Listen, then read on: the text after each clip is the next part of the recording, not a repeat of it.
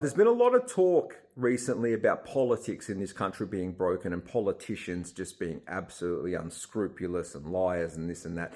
But I think that doesn't go far enough, right? Like, yeah, politicians are a bit messed up and politics is definitely on shaky ground. But I think the underpinning principles of how we govern, how our governments are structured, organized and layered, that's also broken. Right? I'm going to give you some examples. So you've got at federal level, the Labor government that's put out their housing accord essentially tells us the amount of houses that they want to target and output every single year. Now, that's not them doing it. The private sector does it all. Literally 95% of all new homes come out of the private sector.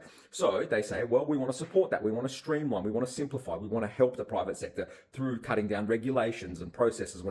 In practice, nonsense. None of that happens. In fact, if you look at the net time frames that the average development application is taking, it is getting longer and longer year on year. Something that would have taken 5 years ago, maybe 2-3 months to get through council is now routinely taking 12 months, 18 months, more complex projects, even longer. Not just longer, but more consultants and more third-party inputs required. So more money that needs to be spent to get basic development outcomes.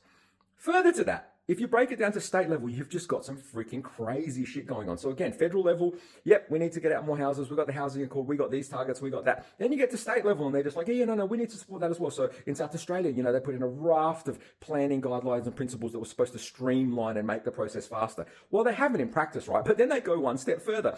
In 2024, the state government itself updated the tree regulations, right? So basically after 2024, a significant tree, it used to be if it had a trunk circumference of 3 meters, it was significant. That dropped down to 2. A regulated tree, if it had a trunk circumference of 2 meters, dropped down to 1.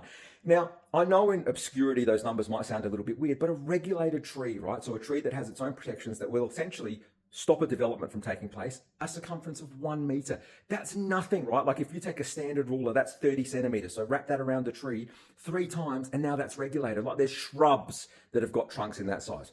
But for all of you that are going to go out there and say, oh, no, the trees, we've got to protect it, whatever else. Here's the kicker. Here's the funny part. The state Labor government put through those regulations themselves in 2024. Then following that, they got the Live Golf. Amazing, great for the economy. What a little boom. They then needed to build a golf course in North Adelaide and their very regulations became really prohibitive for them. So what did they do? The state government, because they have that power, regular developers, we don't. We just have to work within the bullshit frameworks that are put on us. The state government goes and passes the North Adelaide Golf Course Act or whatever the hell they call it and essentially overrides all of the legislation, all of the regulations and cuts down like 500 trees. So state government itself couldn't work within the framework of development and tree protection that it had created.